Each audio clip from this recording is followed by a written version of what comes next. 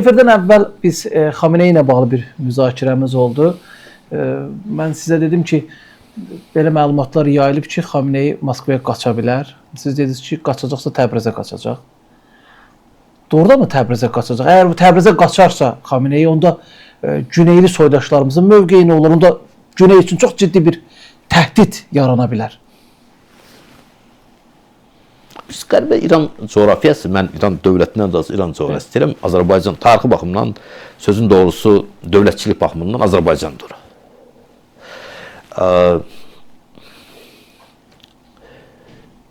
Daim proseslər o cümlədən mərkəzləşdirmə istiqamətində, güclənmə istiqamətində daim Təbrizdən başlayıbdır. Mərkəz Təbriz olubdur. Çox qəribə bir şey. İran dövlətçiliyinin o, deyək ki, o generativ qüvvələri mərkəzi o baxımdan Təbrizdir. Və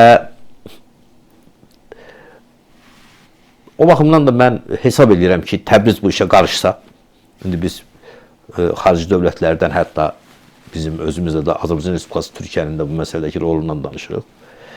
Məncə bu məsələdə Təbriz, mən bunu simvolik olaraq biz Azərbaycanın cənubunun, Azərbaycan türklərini tuturuq. Azərbaycan türkləri nə deyəcəksə yaxın günlərdə hələ bir qeyri-müəyyənlik görünür. O müəyyənlik ortalığa olandan sonra da bu proseslərin də müəyyənliyi ondan başlayacaq. Və qeyd elədiyiniz məsələ daxil, mən bilirəm, bu məsələ mürəkkəbdir, münasibətlər də müxtəlifdir, ideoloji baxımdan, demək, o cümlədən Xameneyə münasibət baxımından, hətta Pezeşkiyanın özünə münasibət baxımından da bizim Cənubi Milli Qüvvələr arasında fikir ayrılıqları var. Nəinki Cənubi Milli Qüvvələr arasında, lab açıqca deyək, bizim Azərbaycan Respublikasındakı müəyyən bu proseslərlə cəlb olunmuş insanlarımız arasında demək, fikir ayrılıqları var. Bəli, doğru. Və o baxımdan sözün doğrusu mən hər halda, mən bəzən bilirsiniz, bəzən proqnozdan daha çox görmək istədiyim prosesləri görürük və sözün doğrusu Moskvaya qaçış ki deyilir, bu çox ayıb bir iş olar. Yəni düzdür, indiki rejimin Azərbaycan düşmənçiliyi baxımından bəlkə də haqq elədiyi müəyyən yönlər var ki, ilahi bir ədalət də var da ki, həqiqətən də son təxminən 30-35 ildə demək, İran Azərbaycana düşmən mövqedə olur. İran rejimi Azərbaycan nəinki dost olmayan, bəzən biz belə bir ifadəni işlədirik.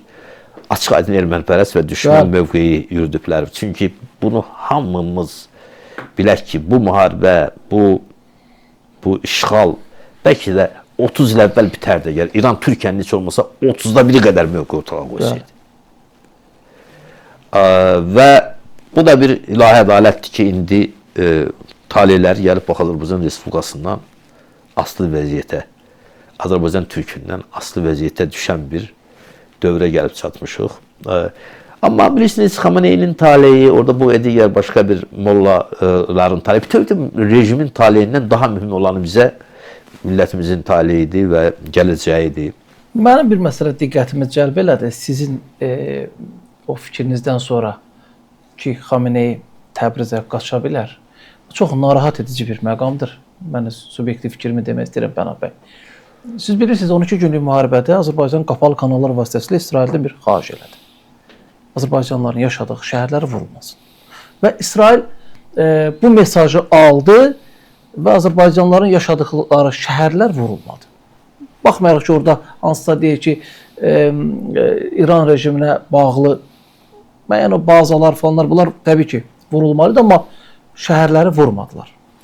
Xameneyi qaçıb gəlib Azərbaycanda, yəni Təbrizdə gizlənərsə, əgər müharibə olarsa, İsrail məcbur Azərbaycan şəhərlərini də vura bilər. Məsələn, Təbrizə vura bilər. Bu dəngələri dəyişdirəcək. Bu, müəyyən bizim müttəfiqlərlə də münasibətləri gərginləşdirəcək. Mən sözün doğrusu demək, hesab edirəm ki, bizim siz açıqca bir danışaq da, o cür situasiya yaranacaqsa, bu indi hətta 40-cı illərdə deyil. Orada həlledici rol Bakıya məxsus olmalıdır. Bakı ona hazır olmalıdır. O senariləri Bakı müəyyənləşdirməlidir. Bakı danışmalıdır, Bakı əlləməlidir. Biraz daha açıq. Nə demək istəyirsiniz? Bakısız, biraz da deyim ki, Bakısız mümkün də olmaz. Ona görə o Yəni Bakının icazəsi razı olmadan baş molla Təbrizə gələ bilməz. Onu mu deyirsiniz? İranın baş mollasının da taleyi o qədər bu məsələdə həlledici deyil. Burada həll olur və burasız həll ola bilməz.